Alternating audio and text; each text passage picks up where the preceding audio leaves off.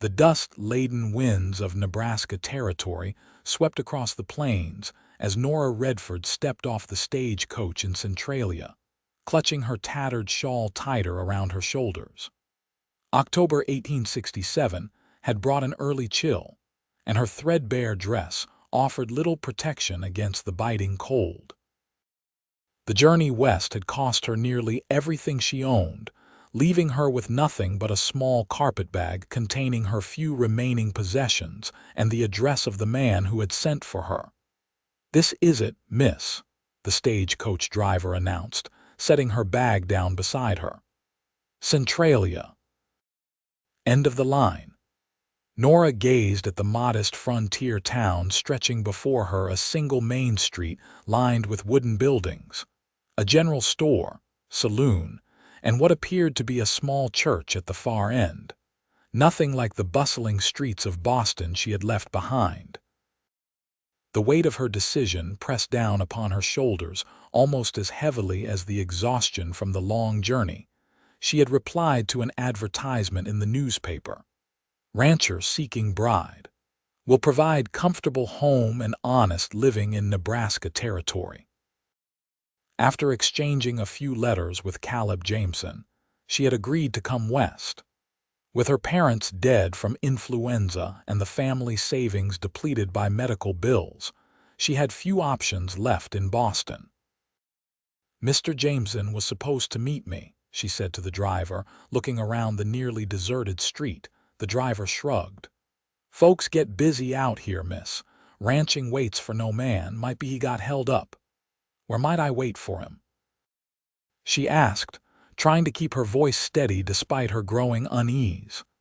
"Mrs. Wilson runs the boarding house just down yonder," he said, pointing to a two-story building with a small porch. "She might let you wait there." Nora nodded her thanks and picked up her bag, making her way slowly down the dusty street. She felt the curious gazes of townspeople watching her from doorways and windows. Her appearance alone told her story, a mail-order bride in clothes that had once been fine, but were now worn thin from travel and hardship. As she approached the boarding house, a woman stepped out onto the porch. She was sturdy-looking, with graying hair pulled back in a severe bun, but her eyes were kind as they assessed Nora. "You must be the bride Caleb Jameson sent for," she said without preamble. "I'm Martha Wilson." Nora managed a small smile. "Nora Redford, madam." "Yes, Mr. Jameson was supposed to meet me, but it seems he's been delayed." Martha nodded, her eyes taking in Nora's ragged appearance. "Come in, child. You look like you could use a hot cup of coffee and somewhere to sit that isn't bouncing beneath you." The warmth of the boarding house wrapped around Nora as she stepped inside, grateful for Martha's kindness. The common room was simple but clean, with a fire crackling in the stone hearth. "Caleb's ranch is a fair piece out of town," Martha explained as she poured coffee into a chipped mug. "And this time of year he's likely busy with the herd before winter sets in. I'm sure he'll be along shortly." Nora warmed her hands around the mug. "Thank you, Mrs. Wilson." "Martha, please. We don't stand on ceremony much out here." The older woman sat down across from her. "So you've come all the way from Boston to marry a man you've never met." "We've exchanged letters," Nora said defensively, then sighed. "But yes, I suppose that's what I've done." Martha's expression softened. "Don't fret, dear. You're not the first and won't be the last. Caleb Jameson is a good man, one of the best in these parts. Keeps to himself mostly, but he's honest and works harder than two men combined." Nora took a sip of the strong coffee. "I hope I haven't made a terrible mistake." "Life out here isn't easy," Martha admitted. "But for those with courage and determination, it can be rewarding. Caleb's built himself a fine ranch from nothing but hard work and grit." The hours passed slowly. Martha offered Nora some stew, which she gratefully accepted, realizing she hadn't eaten a proper meal in days. As afternoon turned to evening, She began to worry that perhaps Mr. Jameson had changed his mind about his mail-order bride. Just as dusk was settling, the door to the boarding house opened, letting in a gust of cold air and a tall figure. Nora turned, her heart suddenly pounding. The man who entered removed his hat, revealing dark hair with a slight curl to it.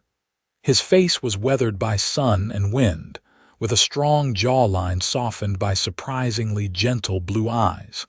He scanned the room quickly, and when his gaze landed on Nora, he paused. "Miss Redford?"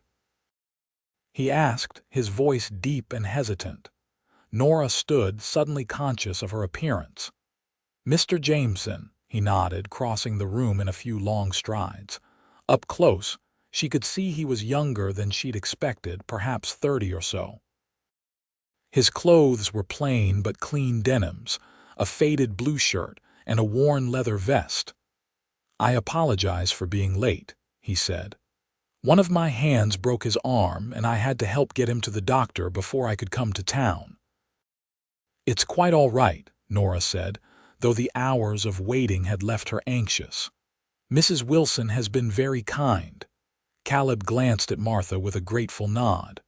"Much obliged, Martha." "Don't mention it," Martha replied. "The girl needed a proper meal and a place to rest after that journey." Caleb's eyes returned to Nora, taking in her travel-worn appearance. A flicker of something concerned perhaps crossed his features. "You must be tired. I've got the wagon outside. It's about an hour to the ranch if you're up for the journey tonight. Otherwise, I can arrange for you to stay here and we can leave in the morning." The thought of spending money on a room when she had so little left made Nora shake her head. "I'd prefer to go now, if that's all right. I've been sitting quite enough today." A hint of a smile touched his lips. "As you wish." He reached for her carpetbag. "Is this all you've brought?" Nora felt a flush of embarrassment. "Yes, I traveled light." If he was disappointed by her meager possessions, he didn't show it. "That's practical. Shall we go, then?" After thanking Martha, Nora followed Caleb outside to where a wagon waited, hitched to 2 sturdy horses. He helped her up onto the seat, his hands strong and sure at her waist, before climbing up beside her. As they left the small town behind, the vast openness of the prairie stretched out around them. The sky was enormous, painted with the fading colors of sunset, and Nora felt very small beneath it. "It's different from Boston, I imagine," Caleb said after they'd traveled in silence for a while. "Very," she admitted. "I've never seen so much space." "Takes some getting used to," he nodded. "But there's a freedom in it that I wouldn't trade for all the comforts of the East." Nora pulled her thin shawl tighter. "It must be wonderful to have such freedom." Caleb glanced at her, noticing her shiver. Without a word, he removed his coat and placed it around her shoulders. The weight of it was reassuring, and it carried his scent leather and hay and something uniquely male. "Thank you," she murmured. "Winter comes early out here," he said. "And it seems you weren't prepared for it. We'll need to get you some proper clothes." Nora looked down at her lap, embarrassed. "I had to sell most of my things before leaving Boston. My father's medical bills." "No need to explain," he said quickly. "Starting fresh is what the West is all about." They fell into silence again, but it felt less strained now. As they traveled, Caleb occasionally pointed out landmarks, a creek that ran through his property, a stand of cottonwoods where deer often gathered, the distant silhouette of hills that marked the edge of his land. Finally, they crested a small rise, and Caleb drew the wagon to a halt. "There it is," he said. "Jameson Ranch." In the fading light, Nora could make out a sturdy log cabin with a stone chimney from which smoke curled upward into the darkening sky. Several outbuildings stood nearby, a barn, a corral, and what appeared to be a bunkhouse. It wasn't grand, but it looked solid and well-maintained. "It's not much compared to what you might be used to," Caleb said, a note of pride mixed with uncertainty in his voice. But it's mine, free and clear. 500 acres, 40 head of cattle and growing. It's lovely, Nora said sincerely. After the uncertainty of the past months, the sight of this homestead, however modest, represented something she had almost given up hope of finding security. As they approached the cabin, a dog came bounding out to meet them, barking enthusiastically. "That's Rusty," Caleb said with obvious affection. "Best cattle dog in the territory and a fine companion." He brought the wagon to a stop before the cabin and jumped down, coming around to help Nora descend. His hands at her waist were gentle but strong, and for a moment as her feet touched the ground, they stood close enough that she could feel the warmth of his body. Caleb stepped back quickly, clearing his throat. "I've prepared a room for you," he said. "It's small, but I hope you'll be comfortable." He carried her bag into the cabin, holding the door for her to enter. The interior was simple but surprisingly cozy. A fire burned in the stone fireplace, casting warm light across the main room. There was a wooden table with 4 chairs, a rocking chair near the hearth, and shelves holding books more than she would have expected. "The kitchen's through there," he said, gesturing to an adjoining room. "And your bedroom is here." He led her to a door off the main room. The small bedroom contained a narrow bed with a patchwork quilt, a chest of drawers, and a washstand with a pitcher and bowl. A small window was covered with calico curtains. "I'll bring in some water for washing," he said. "You must be tired after your journey." Nora turned to face him. "Mr. Jameson, Caleb, please." "Caleb," she amended. "I feel I should be honest with you. I'm not. I haven't much experience with ranch life, but I'm willing to learn and I'm not afraid of hard work." He studied her for a moment. "I didn't expect you to arrive knowing how to rope cattle, Miss Redford. All I ask is that you're willing to adapt to life out here. It can be hard, but it has its rewards." "Nora," she offered, "and I am willing." A slight smile touched his lips. "Well then, Nora, welcome to your new home." After he left to fetch water, Nora sat on the edge of the bed, overwhelmed by the events of the day. This man, this place would be her future now. She had come too far to turn back, and in truth, there was nothing to return to. All she could do was move forward and hope that the decision she had made would lead to a better life than the one she had left behind. When Caleb returned with the water, he also brought a plate with bread, cheese, and some dried apple slices. "In case you're hungry," he said, setting it on the chest of drawers. "Thank you," Nora said, touched by his thoughtfulness. "For everything," he nodded, suddenly looking uncomfortable. "Well, I'll leave you to rest. We can talk more in the morning about arrangements." After he closed the door, Nora sat in the quiet room, listening to the unfamiliar sounds of the prairie night. Despite her exhaustion, sleep was slow in coming, her mind too full of questions about what tomorrow would bring. Morning came earlier than Nora expected, with pale light filtering through the calico curtains. For a moment, she was disoriented, the unfamiliar room confusing her sleep-muddled mind.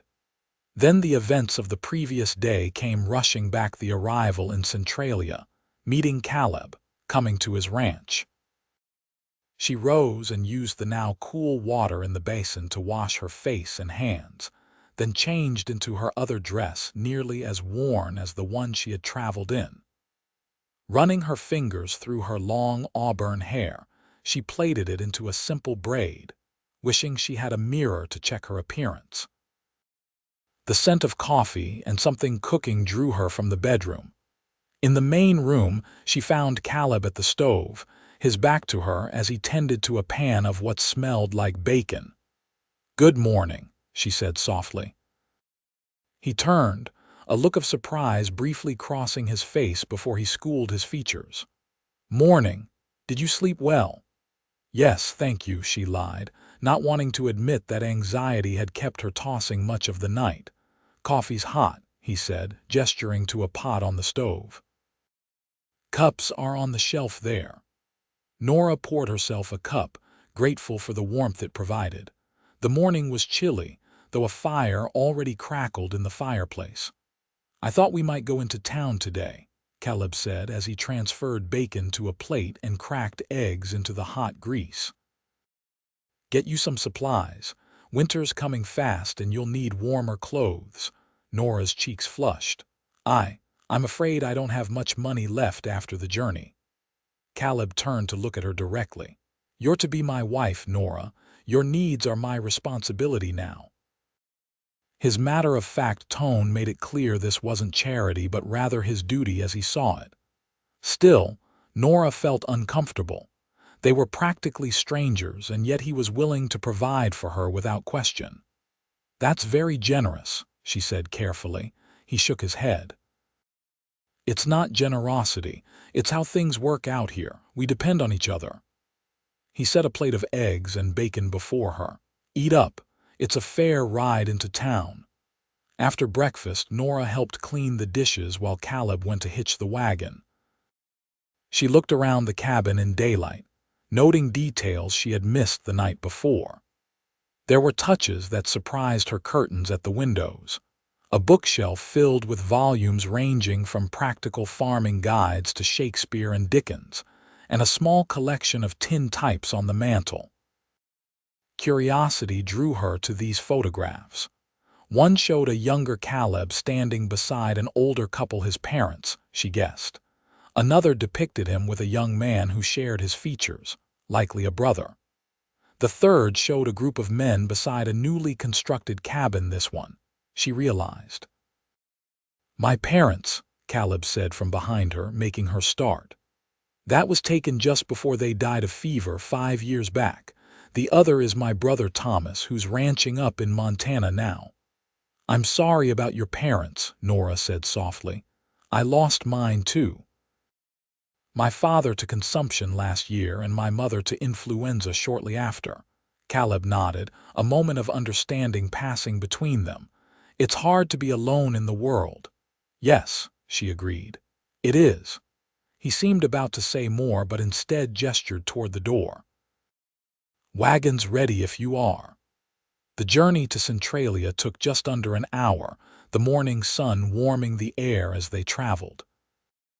Caleb pointed out features of his land where the creek provided water year-round, the best grazing pastures, the stand of trees that provided some shelter for the cattle during storms. "It's beautiful," Nora said sincerely, watching a hawk circle lazily in the vast blue sky. "It can be harsh too," Caleb cautioned. "Winters bring blizzards that can strand you for days. Summer storms roll in with barely a warning, bringing hail that can kill cattle and ruin crops, and there's always the worry of drought. But you love it anyway," she observed. A smile touched his lips, transforming his solemn face. "I do. There's nowhere else I'd rather be." In town, Caleb helped Nora down from the wagon in front of Hadley's general store. The establishment was larger than she'd expected, with goods of all sorts visible through the windows. "Mr. Jameson." A portly man with a magnificent mustache greeted them as they entered. "Twice in 1 month must be a special occasion." "Morning, Hadley," Caleb nodded. "This is Miss Redford. She's come from Boston to be my wife." Nora felt her cheeks flush at the directness of his introduction, but Hadley merely beamed. "Well now, that is news. Welcome to Centralia, Miss Redford. We're mighty pleased to have another fine lady joining our community." "Thank you," Nora said, conscious of her shabby appearance next to the well-dressed women she could see shopping nearby. "Miss Redford needs some things," Caleb continued. "Winter clothes, boots, whatever ladies require." Hadley nodded enthusiastically. "Mrs. Hadley will be delighted to assist." "Mary," he called toward the back of the store. "Come meet Mr. Jameson's bride-to-be." A plump, cheerful woman emerged from behind a curtain. "A bride? Oh, how wonderful!" She hurried forward, taking Nora's hands in hers. "I'm Mary Hadley, dear. Come with me, we'll get you fixed right up." For the next hour, Nora found herself swept along in Mrs. Hadley's enthusiastic assistance. The woman helped her select warm flannel dresses, sturdy boots, woolen stockings, a heavy winter coat, gloves, and a bonnet. When Nora tried to limit the selections, conscious of the mounting cost, Mrs. Hadley waved away her concerns. "Mr. Jameson said to get whatever you need, dear. And if I may say so, a man who's waited as long as he has to find a wife won't begrudge making sure she's properly outfitted." By the time they were finished, Nora had more new clothes than she'd owned in years. Mrs. Hadley insisted she change into one of the new dresses before leaving the store, a practical blue calico with a matching shawl. "There now," Mrs. Hadley said approvingly. "Don't you look a picture? Mr. Jameson will be pleased." When Nora emerged from the back room, she found Caleb waiting, his arms laden with packages of flour, coffee, sugar, and other supplies. He paused when he saw her, his eyes widening slightly. "Is it all right?" Nora asked, suddenly self-conscious. Yes," he said, clearing his throat. "It suits you." Mrs. Hadley gave Nora a knowing smile. "I'll just wrap up your other things, dear." While Mr. Hadley tallied their purchases, Nora grew increasingly uncomfortable about the amount Caleb was spending. "I feel I should contribute something," she whispered to him. "You will," he said simply. "Running a ranch isn't just about the cattle. It's keeping a home, tending a garden, preserving food for winter, and 100 other tasks that I've been doing poorly on my own. Your contribution will come in time." His matter-of-fact confidence in her abilities was both reassuring and daunting. Nora had grown up in a modest home in Boston, where she had learned to cook and sew and keep house, but never on the scale that would be required on a ranch. After leaving the store, Caleb suggested they visit the small church at the end of the street. "Pastor Miller holds services every Sunday," he explained. "Most folks in the area attend when they can. It's as much for the community as for the preaching." The church was a simple white building with a small bell tower. Inside, they found a middle-aged man arranging hymn books on the pews. "Pastor Miller," Caleb called. The man looked up, a smile breaking across his kind face. "Caleb Jameson, this is a pleasant surprise." "Pastor, this is Miss Nora Redford. She's come from Boston to be my wife." The pastor hurried forward to take Nora's hand. "Miss Redford, welcome to our little community. When is the happy day to be?" Nora glanced at Caleb, realizing they hadn't discussed this detail. "That's partly why we're here," Caleb said. "We were hoping you might perform the ceremony this Sunday after services." Nora's heart leapt into her throat. Sunday was only 3 days away. The pastor looked surprised but pleased. Of course. Nothing fancy, I presume." "Simple is fine," Caleb agreed, not seeming to notice Nora's shock. After arranging the details with the pastor, they left the church. As soon as they were alone, Nora found her voice. "This Sunday?" she asked, unable to keep the tremor from her words. Caleb stopped, turning to face her. Well, I assumed you'd want to be properly married as soon as possible, for propriety's sake. But if you need more time, no, it's not that," Nora said quickly. "It's just, we barely know each other." His expression softened slightly. "Out here, folks don't always have the luxury of long courtships. Life is uncertain and winter's coming." "But if you're having second thoughts, I'm not," she interrupted, surprised to find it was true. Despite her concerns, the thought of returning to Boston held no appeal. Sunday will be fine. They completed their errands in town, with Caleb introducing Nora to several other townsfolk they encountered. Everyone seemed genuinely pleased to meet her, though she noticed curious glances at her Boston accent and manners. As they prepared to leave town, Caleb made one final stop at a small shop Nora hadn't noticed before. The window displayed a few pieces of jewelry and watches. "Wait here," he said, leaving her with the wagon as he went inside. When he emerged a few minutes later, he was carrying a small package wrapped in brown paper, which he tucked into his coat without explanation. The return journey to the ranch was quiet, both of them absorbed in their thoughts.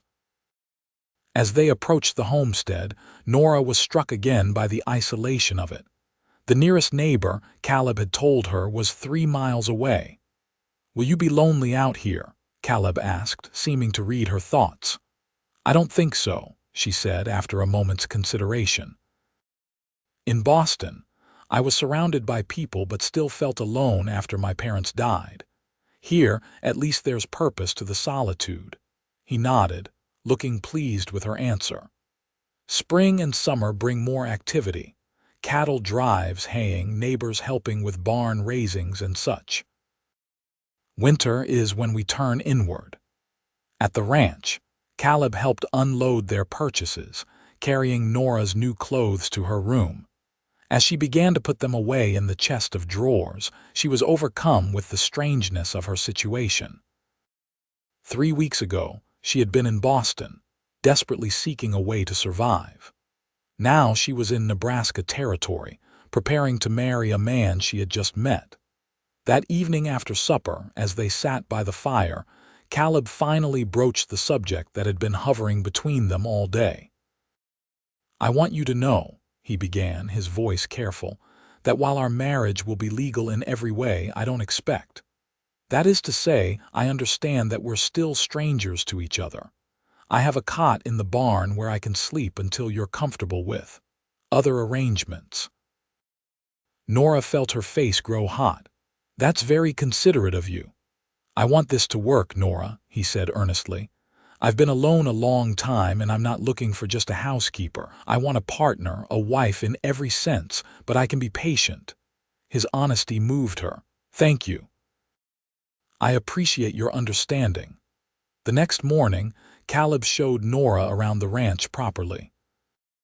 She met the 2 ranch hands who lived in the bunkhouse: Tom Fletcher, an older man with a weathered face and kind eyes, and Daniel Cooper, a young man barely out of his teens who blushed furiously when introduced to her. "They help with the cattle and the heavier work," Caleb explained. "Tom's been with me since I started the ranch. Daniel joined us last spring. Good men, both of them." The ranch was larger than Nora had first thought, with several pastures, a small orchard of apple trees, a vegetable garden now mostly harvested for winter, and a chicken coop with a dozen hens scratching in the dirt. "The garden will be your domain if you've a mind for it," Caleb said. "My mother taught me the basics, but I've never had the time to tend it properly." "I've only grown flowers before," Nora admitted, "but I'm willing to learn," Caleb smiled. "That's all anyone can ask." That afternoon, Caleb needed to ride out to check on the cattle, leaving Nora alone at the ranch house. She took the opportunity to familiarize herself with the kitchen, taking inventory of the supplies and planning meals for the coming days. She was surprised by how well stocked the pantry was, with preserves, dried fruits, and cured meats alongside the staples Caleb had purchased in town. He clearly hadn't been exaggerating when he said he'd been preparing for her arrival. By the time Caleb returned, Nora had prepared a hearty stew and fresh biscuits. The look of pleasant surprise on his face when he entered the cabin and smelled the food made her heart warm. "This is what I've been missing," he said after taking his first bite. "Home-cooked food that doesn't taste like leather," Nora laughed. "Is your cooking that bad?" "Worse," he admitted with a rueful smile. "Ask Tom sometime about the biscuits I made last winter. He claims he's still using one as a doorstop in the bunkhouse." Their easy conversation continued through the meal, and Nora found herself relaxing in Caleb's company. He told her stories about starting the ranch, about the first harsh winter when he nearly gave up, about the satisfaction of seeing his first calf born on Jameson land. "What about you?" he asked. What was your life like in Boston? Nora hesitated. It was different. My father was a school teacher, my mother a seamstress. We weren't wealthy, but we were comfortable until my father fell ill after that. She trailed off, the memories still painful. You don't have to talk about it if you don't want to, Caleb said gently. No, it's all right. After my father became sick, everything changed. The medical bills mounted and my mother worked herself to exhaustion trying to keep up. After they both passed, I was left with nothing but debts. I tried working as a seamstress like my mother, but the pay was barely enough to survive on. When I saw your advertisement, she shrugged. It seemed like providence. Caleb's eyes were soft with understanding. Life has a way of taking unexpected turns. 5 years ago, I never imagined I'd be sitting here with a bride from Boston. And I never imagined I'd be in Nebraska Territory preparing to marry a rancher, Nora replied with a small smile. That night, as Nora prepared for bed, she found herself thinking about the wedding that was now only 2 days away. Despite the unusual circumstances, she felt a growing sense of rightness about her decision. Caleb Jameson might be a stranger, but he was a good man, she was certain of that much. The next day passed in a flurry of activity as Nora continued to familiarize herself with the ranch and prepare for the wedding. Martha Wilson from the boarding house came out to visit, bringing a fruit cake for the occasion and staying for tea. I'm glad to see Caleb finally found himself a wife, Martha said as they sat at the kitchen table. This place has needed a woman's touch for too long. I'm still learning my way around, Nora admitted. There's so much to take in. Martha patted her hand. You'll do fine, dear. Caleb's not a demanding man, and he's clearly smitten with you. Nora blushed. I hardly think so. We've only just met. Trust an old woman who's seen her share of lovesick cowboys, Martha chuckled. The way he looks at you when you're not watching says plenty. After Martha left, Nora found herself pondering the older woman's words. Could Caleb really be developing feelings for her already? The thought made her pulse quicken in a way that surprised her. That evening, Caleb returned from checking the cattle with a small deer slung over his saddle. Thought we might have some venison for our wedding feast, he explained as he set about dressing the animal behind the barn. Later, as they sat by the fire, Caleb seemed uncharacteristically nervous. He kept reaching into his pocket, then stopping himself. Finally, he cleared his throat. Nora, I have something for you. For me? She looked up from the sock she was darning. Caleb withdrew the brown paper package he had purchased in town. It's customary. That is, I wanted you to have something proper for tomorrow. Curious, Nora unwrapped the package. Inside was a simple gold band, plain but well crafted. Oh, she breathed. It's beautiful. It's not fancy, he said, watching her reaction carefully. But it's solid gold, it'll last. I love it, she said sincerely, touched by the gesture. The ring represented more than just their impending marriage. It was a promise of stability after years of uncertainty. Caleb smiled, relief evident in his features.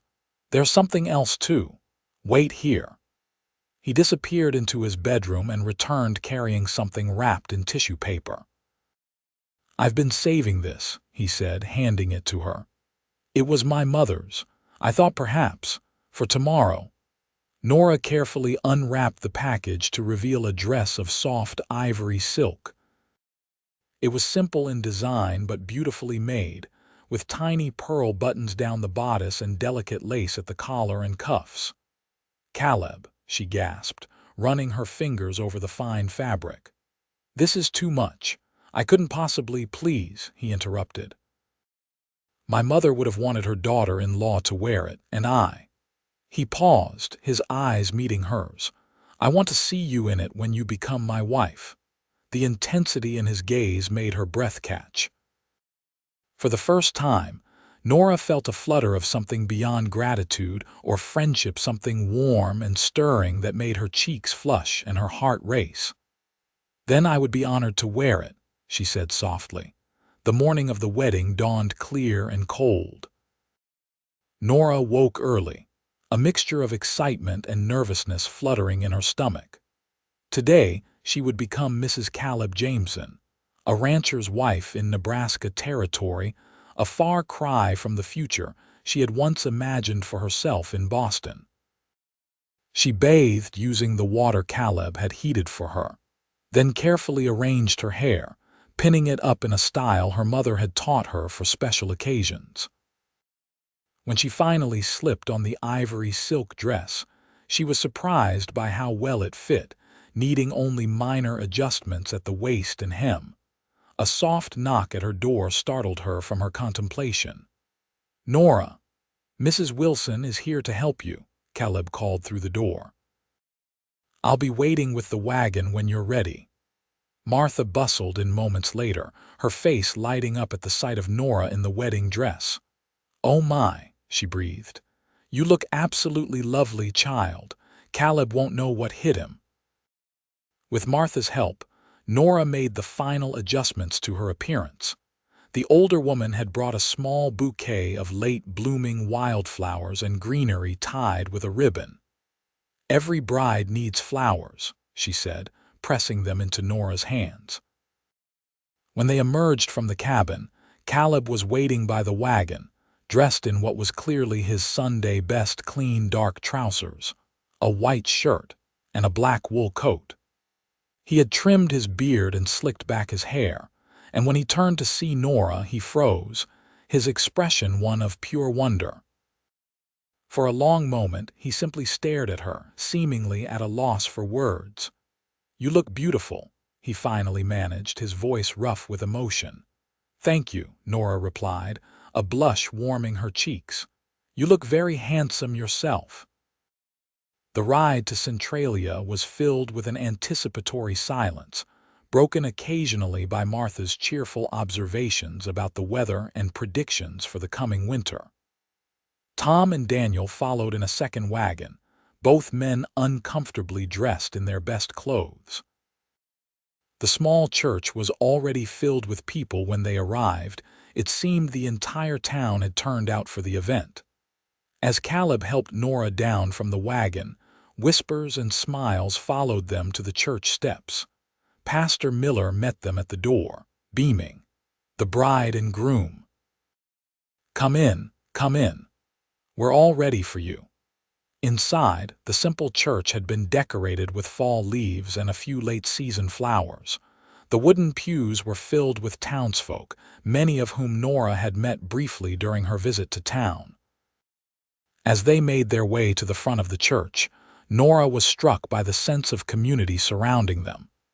These people barely knew her, yet they had come to witness and celebrate her marriage to one of their own. The ceremony itself was brief, but meaningful. Pastor Miller spoke of the sacred bonds of matrimony, the importance of partnership on the frontier, and the blessings of a home filled with love. When it came time for the vows, Caleb's voice was steady and sure as he promised to love, honor, and protect Nora for all his days. When her turn came, Nora was surprised to find her own voice clear and confident as she pledged herself to him. Caleb's hands were gentle as he slipped the gold band onto her finger. "With this ring, I thee wed," he said softly, his blue eyes never leaving hers. "By the power vested in me," Pastor Miller proclaimed, "I now pronounce you husband and wife. What God has joined together, let no man put asunder." He smiled broadly. "You may kiss your bride, Mr. Jameson." For a brief moment, Nora saw uncertainty flicker in Caleb's eyes. They had never so much as held hands before this moment. Then he leaned forward and pressed his lips to hers in a kiss that was gentle but firm, his hand coming up to cradle her cheek. The touch of his lips sent a surprising warmth through Nora, and when he pulled away, she felt slightly dazed. The sound of applause broke the spell, and they turned to face their well-wishers as Pastor Miller presented them as Mr. and Mrs. Caleb Jameson. The celebration continued at the boarding house, where Martha had prepared a feast with help from the other women of the town. There was venison roast from Caleb's deer, fresh bread, vegetables from various gardens, and 3 different pies for dessert. Throughout the afternoon, townsfolk approached to congratulate them and introduce themselves to Nora. She met so many people that the names and faces began to blur together, but she was touched by the genuine warmth of their welcome. "You've caused quite a stir," Martha commented as she refilled Nora's cup with punch. "Caleb Jameson taking a wife, and such a pretty one at that. Some of the local girls are quite disappointed. He's considered quite a catch, you know." Nora glanced across the room to where Caleb was conversing with several men, one arm resting casually on the back of a chair. He did cut a fine figure, she had to admit. Tall and broad-shouldered, with that quiet confidence that seemed to come from knowing his own strength. As if sensing her gaze, he looked up, meeting her eyes across the room. The slow smile that spread across his face made her heart flutter unexpectedly. "Yes," she said to Martha, "I can see why he might be." The sun was setting by the time they departed for the ranch, the wagon loaded with gifts from the townsfolk, preserves and pickles, a handmade quilt, a set of carved wooden spoons, and numerous other practical items for their home. The ride back was quiet, both of them tired from the day's events. When they reached the ranch, Caleb helped Nora down from the wagon, then surprised her by sweeping her into his arms. "What are you doing?" she gasped, instinctively wrapping her arms around his neck. "Carrying my bride over the threshold," he said with a smile. "It's tradition." He carried her into the cabin, which was warm from the fire he had built before they left that morning. Setting her gently on her feet, he kept his hands at her waist, looking down at her with an expression she couldn't quite read. "Welcome home, Mrs. Jameson," he said softly. The reality of their situation suddenly pressed in on Nora. They were married now, truly husband and wife. The anxiety must have shown on her face because Caleb's expression softened. "I meant what I said before," he told her, stepping back slightly. "We have time. I'll sleep in the barn tonight if you prefer." Nora shook her head, summoning her courage. "No, this is your home, our home now. I don't want to displace you. Are you sure?" he asked, searching her face. "I'm sure," she said, though her heart was pounding. "We're married now. We should begin as we mean to go on." Caleb nodded slowly. "I'll bring in the gifts and tend to the horses. Take your time getting ready for bed." After he left, Nora went to her room, carefully removing the beautiful silk dress and hanging it in the wardrobe. She changed into her nightgown and robe, then sat on the edge of the bed, trying to calm her nerves. She was a married woman now. Caleb was her husband, and she had duties as his wife. While her mother had explained the basics of marital relations before her death, Nora was still apprehensive about the reality of it. When Caleb returned, he moved about the cabin quietly, banking the fire for the night and securing the doors. Finally, he knocked gently on her bedroom door. "Nora." "May I come in?" She took a deep breath. "Yes." He entered slowly, wearing only his trousers and an undershirt.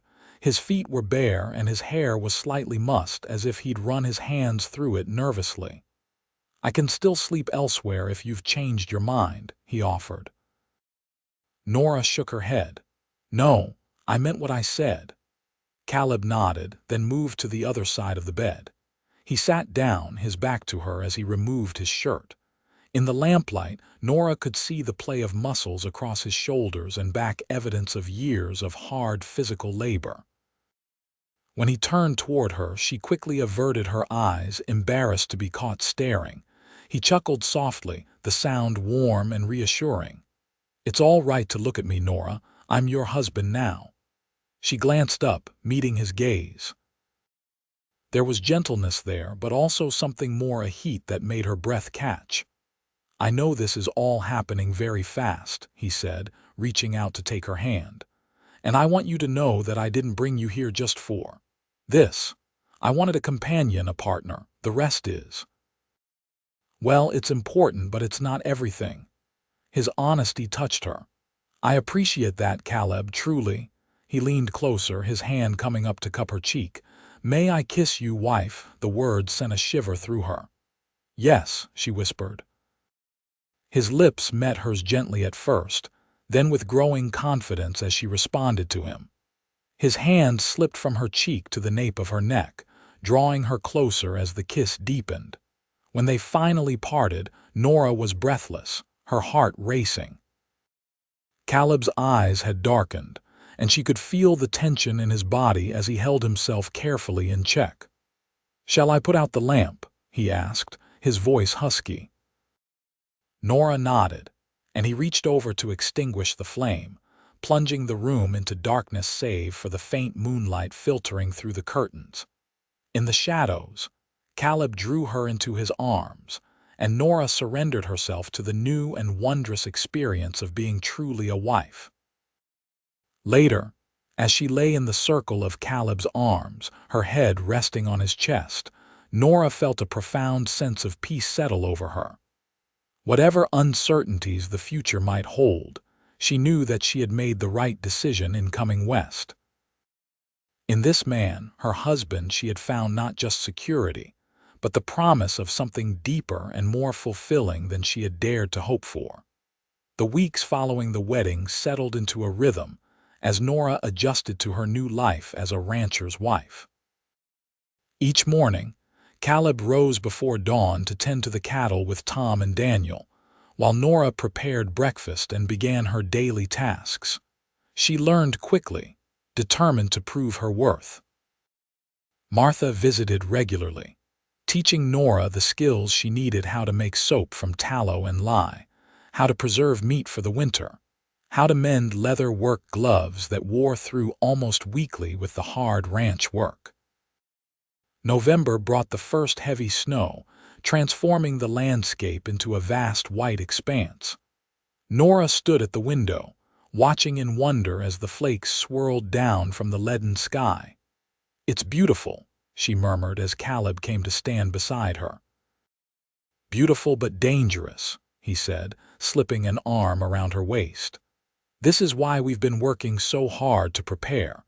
Once the deep snows come, we could be cut off from town for weeks at a time." The isolation didn't frighten Nora as it once might have. The cabin was warm and well-stocked, and in the evenings, she and Caleb would sit by the fire, reading aloud from his collection of books or simply talking.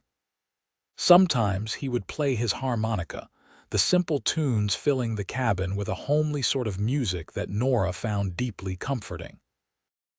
Their physical relationship had blossomed as well.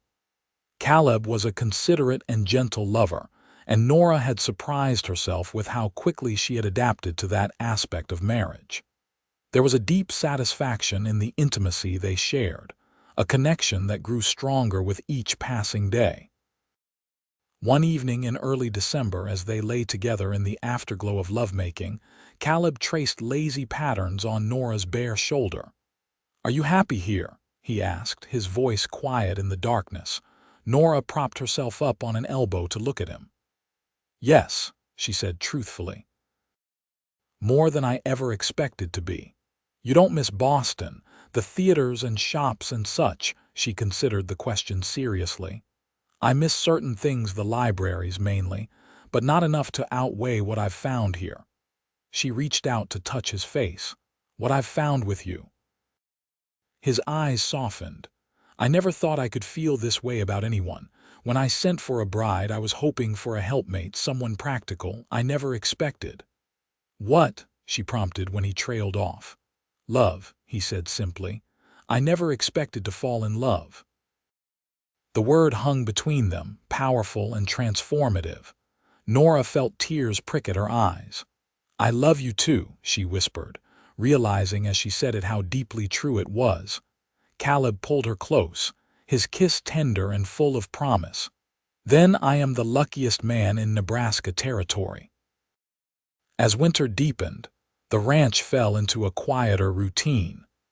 The cattle needed less tending once they were moved to the sheltered pastures, giving Caleb more time at home. He used the opportunity to make improvements to the cabin, building new shelves for Nora's growing collection of preserves, crafting a rocking chair that he presented to her on Christmas morning. "It's perfect," she exclaimed, running her hands over the smooth wood. "How did you manage to keep it a secret?" "Tom let me use the tack room in the barn," Caleb admitted with a grin. "He kept watch to make sure you didn't come looking for me." Christmas dinner was a festive affair, with Tom and Daniel joining them in the cabin. Nora had prepared a feast of ham that Caleb had traded for in town, potatoes, carrots and beans from their stored vegetables, fresh bread, and an apple pie. "Best Christmas I've had in years," Tom declared as he helped himself to a second slice of pie. "Having a woman's cooking makes all the difference.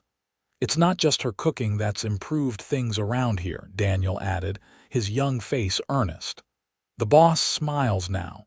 Never used to see that before you came, Mrs. Jameson." Caleb cleared his throat, looking embarrassed but pleased. "Yes, well, enough of that. Who wants coffee?" Later, after Tom and Daniel had returned to the bunkhouse and the dishes were washed and put away, Nora and Caleb sat before the fire, enjoying the peaceful evening. "I have something else for you," Caleb said suddenly. "It's not much, but—" He reached into his pocket and withdrew a small package. Inside, Nora found a delicate silver locket on a fine chain. "Caleb, it's beautiful," she breathed. "Open it," he urged. Inside was a tiny portrait of him, carefully painted on ivory. "How did you manage this?" "There was a traveling portrait artist in Centralia last month when I went for supplies. He was doing miniatures for lockets. I sat for him while waiting for the wagon to be loaded." Caleb looked almost shy. "I thought you might like to have it, especially when I'm away on the spring cattle drive." Nora closed the locket and handed it to him, turning so he could fasten it around her neck. "I'll treasure it always," she promised, touching the small silver oval where it rested against her skin. As January gave way to February, Nora began to suspect that their family might be growing sooner than expected. Her monthly courses, never entirely regular, had failed to appear for 2 months now, and certain foods that she had once enjoyed now turned her stomach. She kept her suspicions to herself at first, not wanting to raise hopes that might be disappointed. But as the symptoms persisted, she knew she would need to tell Caleb soon. The opportunity came one evening as they prepared for bed. Caleb had noticed her pushing away her plate at dinner, barely touching the venison stew she had prepared. "Are you feeling unwell?" he asked, concern evident in his voice. "You've been pale lately and you're hardly eating." Nora took a deep breath. "I'm not ill exactly, at least I hope not. I think, Caleb, I believe I might be with child." His expression transformed from concern to wonder in an instant. "A baby, you're sure?" "Not entirely," she admitted. "But all the signs are there. My mother always said a woman knows her own body, and mine is telling me that something has changed." Caleb sat beside her on the bed, taking her hands in his. "A child," he repeated, his voice filled with awe. "Our child." He placed a gentle hand on her still flat stomach.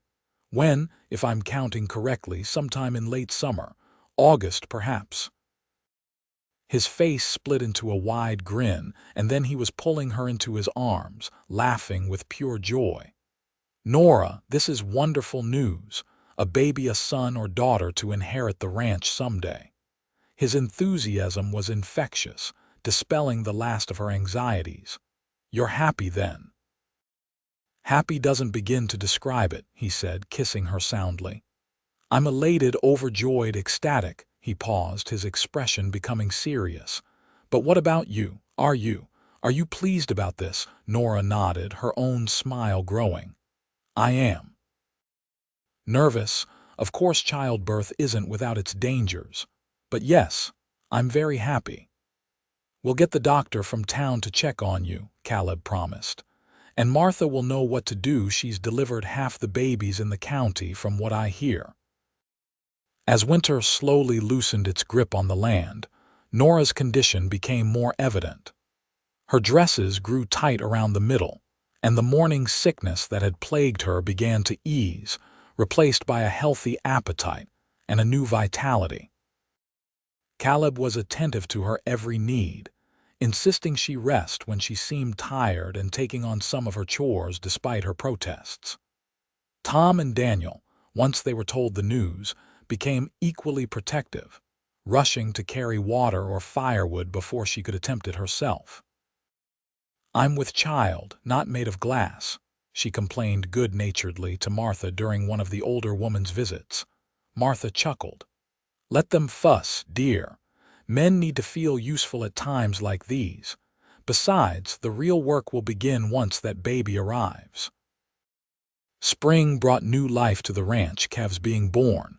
Green shoots emerging in the garden Nora had expanded, wildflowers dotting the prairie. The cattle drive that took Caleb away for 2 weeks in May was a difficult separation, but his return was all the sweeter for it. "I missed you every moment," he told her as they lay together their first night reunited. His hand caressed the growing swell of her abdomen, where their child had recently begun to make its presence known with tiny fluttering movements. "Both of you." As summer progressed, Nora's pregnancy became more challenging in the Nebraska heat. Caleb moved their bed to the main room, where it was cooler, and made certain she had easy access to fresh well water throughout the day. In late July, with her time drawing near, Martha came to stay at the ranch. "First babies often take their time," she explained, "and I don't want you alone when the moment comes." August arrived with relentless heat. Nora's back ached constantly, and sleep became elusive as she struggled to find a comfortable position for her now unwieldy body.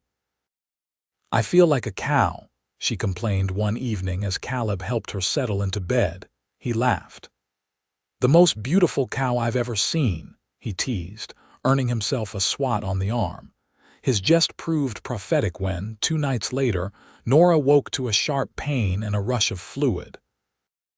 "Caleb," she gasped, shaking him awake. "It's time." The next 12 hours passed in a blur of pain and effort. Martha took charge, sending Caleb to boil water and prepare clean linens, then banishing him to pace outside when Nora's labor intensified. "Men are useless at times like these," Martha declared. "They only get in the way." Through it all, Nora drew on reserves of strength she hadn't known she possessed. Each contraction brought her closer to meeting the child she and Caleb had created together, and that thought gave her the courage to continue when her body screamed for relief. Finally, as the sun was setting on August 9, 1868, Martha's experienced hands guided a squalling infant into the world. "A boy," she announced triumphantly. "A fine, healthy son." After cleaning and swaddling the baby, Martha placed him in Nora's arms. "I'll get Caleb," she said, slipping from the room. Nora gazed down at her son in wonder. He had a thatch of dark hair like his father's, and when he briefly opened his eyes, she caught a glimpse of newborn blue that she suspected would darken to match Caleb's as well. The door opened, and Caleb entered hesitantly. "Nora!" His voice was rough with emotion. "Come meet your son," she said softly. Caleb approached the bed, his expression a mixture of awe and tenderness as he beheld his wife and child. "A son," he whispered. Carefully, he sat beside them, reaching out a tentative finger to touch the baby's cheek. "He's perfect." "Would you like to hold him?" Nora asked. With infinite care, Caleb gathered the tiny bundle into his strong arms. The contrast between his weathered hands and the delicate newborn brought tears to Nora's eyes. "What shall we call him?" Caleb asked, his gaze never leaving his son's face. "I was thinking of Charles after my father," Nora suggested. "Charles Caleb Jameson." "Charles," Caleb repeated, testing the name. "It's a fine name for a future rancher." As she watched her husband cradle their son, Nora was overcome with gratitude for the path that had led her here. From the desperate young woman in ragged clothes who had stepped off the stagecoach in Centralia less than a year ago to the wife and mother she now was, the transformation seemed almost miraculous. The days following Charles's birth were filled with joy and exhaustion in equal measure. The baby proved to have healthy lungs and a hearty appetite, keeping Nora busy with feedings around the clock. Caleb did what he could to help, changing diapers with surprising deftness and walking the floor with Charles when he was fussy, singing low cowboy ballads that seemed to soothe the infant. Martha stayed for a week, ensuring that Nora was recovering well and that breastfeeding was established before returning to town. "You're doing splendidly," she assured Nora. "That boy is thriving, and so are you." As summer gave way to fall, life on the ranch adjusted to accommodate its newest member. Charles grew quickly, his features becoming more defined, revealing a strong resemblance to his father. "He has your smile, though," Caleb observed one evening as they watched their son sleeping in the cradle he had crafted. "That little quirk at the corner of his mouth, that's all you." Nora leaned against her husband's solid frame, contentment washing through her. "It's hard to believe that a year ago we hadn't even met." Caleb's arm tightened around her waist. "Best decision I ever made, putting that advertisement in the newspaper, even though your bride arrived in ragged clothes," she teased. "Especially because of that," he replied seriously. "It showed me your courage right from the start, to leave everything familiar behind and travel across the country to marry a stranger. That takes remarkable strength." "I was desperate," Nora admitted. "But now," she turned in his arms to face him, "now I can't imagine being anywhere else or with anyone else. You and Charles are my whole world." Caleb kissed her gently. "And you are ours." On a crisp October day, exactly 1 year after Nora's arrival in Centralia, the Jamesons hosted a gathering at their ranch. The occasion served both as Charles's christening and as a celebration of Nora and Caleb's first anniversary. Friends from town and neighboring ranches filled the expanded cabin, which Caleb had added onto during the summer to provide more space for their growing family. There was food and music, with Daniel proving surprisingly talented on the fiddle while Tom called square dances that had everyone laughing and stomping. Pastor Miller christened young Charles with solemnity that was somewhat undermined by the baby's attempts to grab his beard throughout the ceremony. "May he grow to be as strong and honorable as his father, and as kind and wise as his mother," the pastor proclaimed to murmurs of agreement from the assembled guests. As the celebration continued around them, Caleb drew Nora away from the crowd, leading her to the porch where they could have a moment alone. "I have something for you," he said, reaching into his pocket. He withdrew a small package, similar to the one that had contained her locket. Inside, Nora found a delicate gold charm in the shape of a tiny cowboy boot. "It's lovely," she said, touching it with a fingertip. "I thought it could go on your locket chain," Caleb explained, "to represent our first year together. I plan to give you a new charm each year, something that signifies what that year has brought us." Touched by his thoughtfulness, Nora felt tears spring to her eyes. "That's a wonderful tradition to start." Caleb helped her attach the charm to her chain, then drew her close. "Happy anniversary, Mrs. Jameson." "Happy anniversary, Mr. Jameson," she replied, rising on tiptoe to kiss him. As they stood together, looking out over the land that was their home, Nora reflected on the journey that had brought her here. From the desperate young woman in ragged clothes who had stepped off the stagecoach to the contented wife and mother, she now was, it seemed, almost too good to be true. "What are you thinking about?" Caleb asked, noting her pensive expression. "About how different my life might have been if I hadn't answered your advertisement, if I hadn't found the courage to come west." He considered this.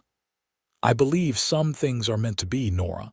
You were meant to come here, meant to be my wife and Charles's mother. Just as I was meant to wait for you, even when I didn't know it was you I was waiting for." From inside the cabin came the sound of their son's cry, followed by Martha's voice calling, "Nora, I think someone's hungry," Caleb laughed. "Duty calls." Nora smiled up at him, her heart full.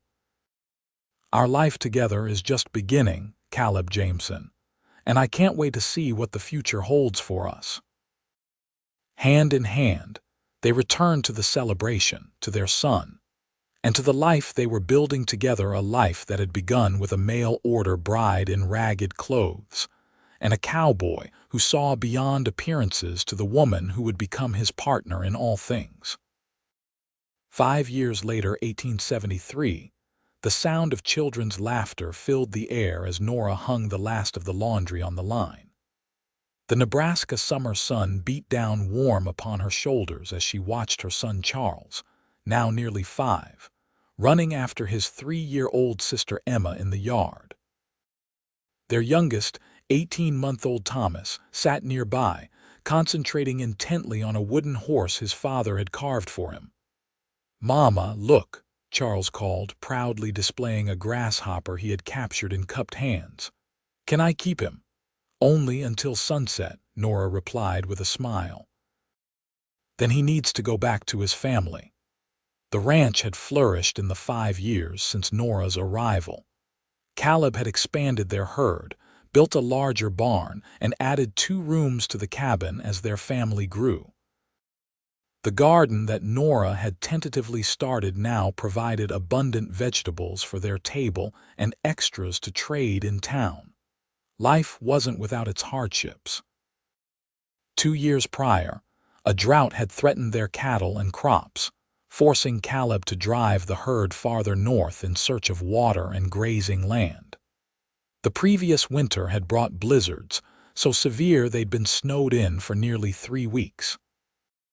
But through it all, their partnership had only strengthened. The sound of hoofbeats drew Nora's attention. She shaded her eyes against the sun to see Caleb approaching on horseback, returning from checking the northern pastures. Even after 5 years of marriage, the sight of him still made her heart beat a little faster. "Papa!" Charles abandoned his grasshopper and ran toward his father, Emma toddling after him as fast as her little legs would carry her. Caleb dismounted in one fluid motion, sweeping Charles up into the air with a laugh before setting him down to pick up Emma, who was demanding her turn. "And how are my cowpokes today?" he asked, tousling Charles's hair. "I caught a grasshopper and Emma fell down but didn't cry, and Thomas is being boring again," Charles reported all in one breath. "Thomas isn't boring," Caleb corrected gently. "He's thinking. That's an important skill for a rancher." He set Emma down and crossed to where Nora stood, Thomas now balanced on her hip. "And how's my beautiful wife today?" he asked, leaning in for a kiss. "Better now that you're home," she replied honestly. 5 years of marriage hadn't dimmed the spark between them. If anything, their love had deepened, tempered by shared joys and challenges. After greeting Thomas with a kiss on his chubby cheek, Caleb announced, "I've got news from town. The railroad spur to Centralia is officially confirmed. Construction starts next spring." "That will change everything," Nora said, considering the implications. The railroad would bring more settlers, more business, easier access to markets for their cattle and crops. "Change isn't always bad," Caleb pointed out. "It'll mean more prosperity for the region." And he added with a smile, "Easier travel if you ever want to visit Boston." Nora shook her head. Boston isn't home anymore. This is. She gestured to the ranch, to their children, to the life they had built together.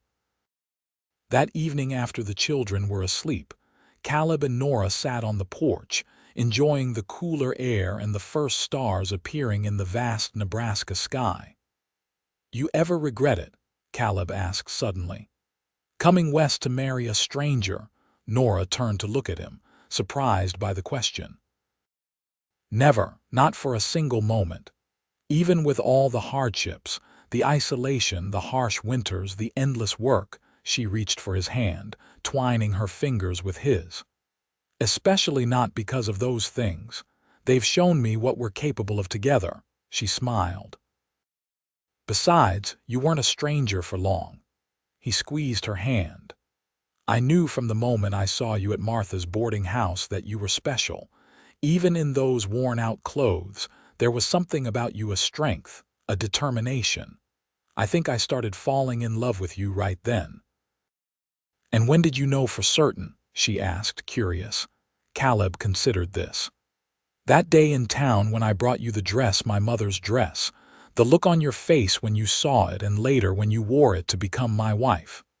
I knew then that what I felt was love, real, lasting love." He looked at her questioningly. "What about you?"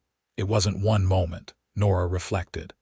"It was all the small things, the way you made sure I was warm enough that first night in the wagon, how you respected my need for time to adjust, the books on your shelf that showed me your mind. Your patience with my inexperience," she smiled. "By the time we stood before Pastor Miller, I knew I wasn't just marrying for security anymore. I was marrying the man I loved." Caleb reached into his pocket and withdrew a small package. "This seems like the perfect time for this," he said, placing it in her palm. Inside, Nora found a gold charm shaped like a tiny book. "For our 5th year," Caleb explained, "because our story keeps getting better with each chapter." Nora carefully added it to her chain, which now held 5 charms: the cowboy boot from their first anniversary, a tiny cradle for their 2nd year when Emma was born, a miniature sun for the drought year that had tested them, and a snowflake for last year's harsh winter. Each one represented not just an event, but a testament to their enduring love and partnership. "I love you, Caleb Jameson," she said, leaning against his strong shoulder. "More today than yesterday, but not as much as I will tomorrow." "And I love you, Nora Jameson," he replied, his arm encircling her waist. "My mail-order bride in ragged clothes who became the heart of my home and the love of my life." Together, they sat in contented silence, watching the stars emerge over the land that had witnessed their love story, a story that had begun with a simple advertisement and a leap of faith, and had blossomed into a life richer and more fulfilling than either could have imagined. And as the prairie wind whispered through the tall grass, carrying the promise of tomorrow, Nora knew that whatever challenges the future might bring, they would face them together: the Boston girl who had found her courage and the Nebraska rancher who had found his heart, building their forever on the foundation of love that had begun that fateful day in Centralia.